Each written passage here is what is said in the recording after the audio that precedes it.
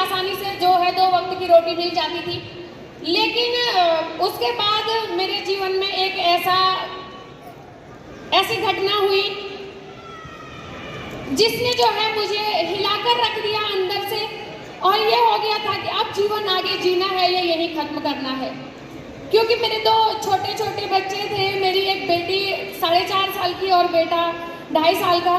तो 2 छोटे बच्चों के साथ में जो है मेरे पति ने मुझे छोड़ दिया था, और ऐसे लग रहा था कि मैं कौन सा तरीका अपनाऊं जिससे मैं अपने आप को ही खत्म कर दूं।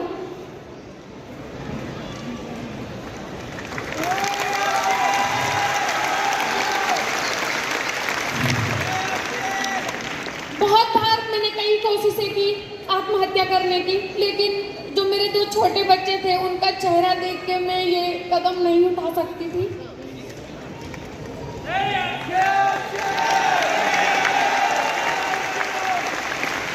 फिर जब मेरे इस संघर्ष भरे जीवन की शुरुआत हुई तो मैंने सिलाई के काम से शुरू किया, सिलाई से शुरू किया। और लॉकडाउन के टाइम पे मेरी ऐसी परिस्थिति थी कि मेरे पास 100 रुपया तक नहीं था, तो सिलाई से शुरुआत की, थोड़ी बहुत 4-5 हज़ार रुपये इकट्ठा किए। उससे मैंने कुछ लेडीज कॉस्मेटिक सामान खरीदा गांव में, उसको बेचने लगी, मेलों में ठेलियां तक लगाती थी। लेकिन उसी बीच मेरे जीवन की सफल मार्गदर्शक मेरी अपलाइन सुषमा बिष्ट दीदी मेरे जीवन में आई, और उन्होंने मुझे इस अभियान का विजन क्लियर करवाया। उन्होंने मुझे बताया कि बहन आप भी जो है कब तक सिलाई करती रहोगी, आप इस काम से बहुत बड़ा काम कर सकते हो इस अभियान के माध्यम से। और ये अभियान महिला सशक्तिकरण पे काम कर रहा है। मैंने कहा मैं कैसे कर पाऊंगी। उन्होंने कहा आपको जो है ऑनलाइन मीटिंग अटेंड करनी है और सीखना पड़ेगा यहाँ पे। तो मैंने कहा दीदी माफ करना, मेरे पास बटन वाला फोन है, मैं नहीं सीख सकती हूँ, मैं कैसे करूँगी। तो उन्होंने कहा अगर कामयाबी चाहिए तो टूल्स बहुत जरूरी है, तुम्हें लेना पड़ेगा। तो मैंने अपनी माँ से रिक्वेस्ट करके एक फोन मंगाया था, और मेरी माँ ने मुझे फोन दिलाया था 9,000 रुपये का। काम करने का कोई बड़ा मकसद नहीं था शुरुआत में, क्योंकि मुझे समझ नहीं आ रहा था, क्योंकि जो मेरी अपलाइन है वो बहुत अच्छी खासी पढ़ी लिखी महिला, उनकी एजुकेशन के बारे में मैं क्या बताऊं, क्योंकि मुझे पता ही नहीं है कि वो डिग्रियां क्या होती है। उनको कहते हैं कि BEd M.Ed क्या क्या कर रखा है, UTED CTED पता नहीं क्या क्या बोलते रहते हैं वो। तो मैंने कहा ये शायद पढ़े लिखे लोगों का काम है, क्योंकि मैं सिर्फ हाई स्कूल हूँ। और मैंने यहाँ पे जो है मुझे लगा मेरे बस का नहीं है, मैं नहीं कर पाऊंगी। लेकिन मेरी अपलाइन ने मुझे विश्वास दिलाया, भरोसा दिलाया कि नहीं तुम कर सकते हो। तो शुरुआत में मकसद था सिर्फ 9,000 रुपये का फोन जो मेरी माँ ने दिलाया है उसकी कीमत वसूल होनी चाहिए।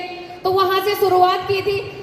एक ऐसे घर में मैं रहती थी जहाँ पे बारिश के दिनों में हम पूरे बिस्तर पे सो नहीं पाते थे तीनों, हम मेरे 2 बच्चे और मैं, हम तीनों 3 बेड के कोने पकड़ के सो जाते, क्योंकि बीच बिस्तर में पानी टपकता था और नीचे जो है बर्तन रखने पड़ते थे।